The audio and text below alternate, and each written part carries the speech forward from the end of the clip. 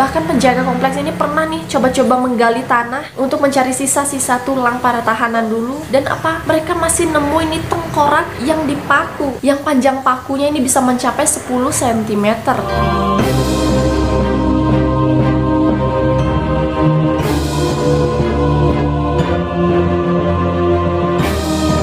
Hai, welcome back to my YouTube channel, dan thank you buat kalian yang sudah klik video ini. Apa sih yang ada di pikiran kalian kalau kalian mendengar kata penjara? Nah, ini udah pasti sebuah tempat yang digunakan untuk menghukum orang-orang yang melakukan tindakan kriminal. Dan juga di sini tempatnya untuk berbagai eksekusi-eksekusi yang sangat mengerikan. Ya, tapi kalau di zaman sekarang sih kayaknya nggak sengeri itu deh. Dimana katanya masih ada dapat fasilitas telepon, yang nggak tahu juga sih ya katanya. Dimana kadang ada dibilang-bilang orang yang melakukan tindak kriminal justru dapat fasilitas kayak di hotel. Tapi sekarang aku nggak bakal membahas penjara-penjara yang seenak itu, yang seindah itu, yang semewah itu. Dimana dulu nih ternyata ada sebuah penjara yang sangat mengerikan. Dimana dari awal nih, dari hari pertama para narapidana menginjakan kaki di penjara ini, mereka udah bagaikan masuk ke dalam neraka. Jadi nggak ada kata ampun sama sekali di penjara ini. So, kira-kira seberapa mengerikannya penjara ini? Seberapa sadisnya orang-orang disiksa di tempat ini? Let's get started. Nah, jadi penjara ini disebut juga sebagai rumah tahanan Phuoc. Oke, aku nggak tahu cara baca yang benar kayak gimana ya. Pokoknya aku tulis di sini nih. Mohon maaf kalau salah baca. Yang mana penjara ini berlokasi di Vietnam. Yang mana sebenarnya kita kenal negara ini mempunyai banyak wanita cantik gitu kan. Terus ada tempat-tempat wisata yang menakjubkan. Tapi siapa sangka kalau ternyata di bagian selatan dari Vietnam ada kehidupan bagai neraka yang mengerikan. Jadi penjara terbesar di Vietnam ini berlokasi di desa Chai Duoc, Phuoc, yang dulunya dibangun oleh penjajah Prancis yang sebenarnya khusus digunakan untuk menahan para patriot Vietnam pada tahun 1967. Tapi ya kalau lama-kelamaan tempat ini berubah menjadi penjara yang digunakan untuk para tahanan perang, para komunis, dan juga narapidana yang terjerat kasus politik dari berbagai periode. Nah, udah makin banyak kan ya yang ditahan di sana. Dimana sebenarnya penjara ini bisa menampung 32.000 orang, tapi nyatanya ada sekitar 40.000 tahanan yang tewas, baik karena dehidrasi maupun infeksi luka-luka dari siksaan yang mereka dapat. Oke, sebanyak itu yang tewas di tempat ini. Kalian udah bisa bayangin seberapa mengerikannya penjara ini? Dimana kalau kalian masuk ke sini,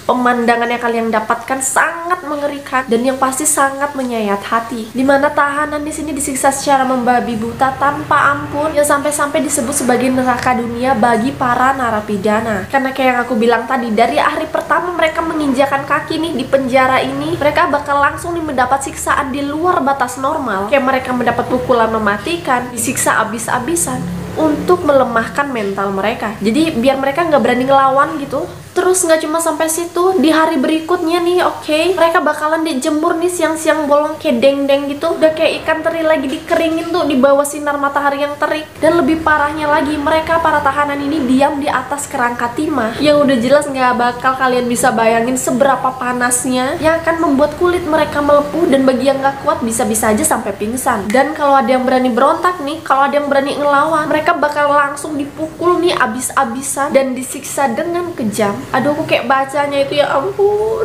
kasihan.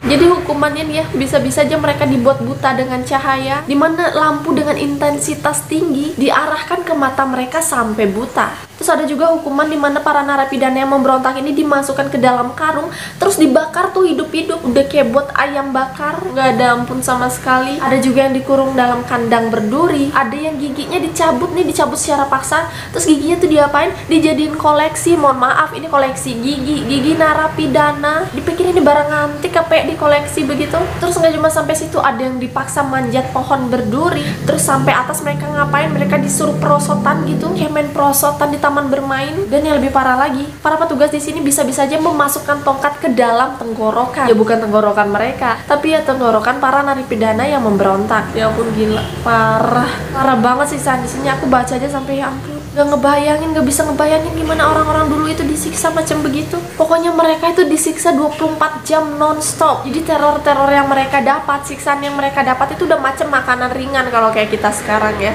Udah macam cemilan gitu. Nah itu baru berontak, dan mereka juga nggak bakal bisa buat coba-coba kabur karena penjara ini juga dijuluki sebagai Coconut Tree Prison, dimana penjara ini dilapisi oleh 10-15 lapis kawat berduri. Ada 4 batalion serdadu jaga yang mendapat berbagai jenis perlengkapan bersenjata, yang patroli, yang keliling-keliling baik siang maupun malam. Jadi 24 jam mereka dijaga 24 jam nih, oke, dengan pengawasan yang begitu ketat, yang mana mereka ini menggunakan sistem satu aparat untuk menjaga 2 narapidana. Nggak bisa berkutik lah itu, oke. Aku udah bisa bayangin mereka nggak bakal bisa berkutik. Dan juga ada 4.000 aparat yang tersebar di sekitar penjara, baik pantai maupun udara. Bayangin itu, dari atas saja kalian dijagain sebegitu ketatnya. Oke, kasihan sih, kasihan, ya ampun. Terus kalau misalnya mereka ini masih bersikukuh untuk coba kabur, terus ujung-ujungnya ketangkep, ya udah jelas mereka akan mendapatkan siksaan yang lebih kejam, yang udah pasti berujung pada kematian. Yang mana ternyata tempat ini juga disebut sebagai penjara yang memakan korban terbanyak sepanjang sejarah, karena dalam kurun waktu 6 tahun, yaitu dari tahun 1967 sampai 1973, penjara ini udah memakan korban 4.000 jiwa dan puluhan ribu orang lainnya menderita cacat permanen. Dan akhirnya pada tahun 1993, penjara ini dialihfungsikan menjadi sebuah museum bernama Museum Phu Quoc, yang biasa digunakan oleh orang-orang para wisatawan untuk menyimak sisa kebiadaban dan aksi berdarah di penjara ini. Jadi kalau datang ke sini, kalian akan bisa melihat berbagai patung ilustrasi penyiksaan yang dilakukan pada zaman dulu, yang pasti buat kita merinding, bergidik ngeri membayangkan kebrutalan yang terjadi di tempat ini. Bahkan penjaga kompleks ini pernah nih coba-coba menggali tanah untuk mencari sisa-sisa tulang para tahanan dulu. Dan apa?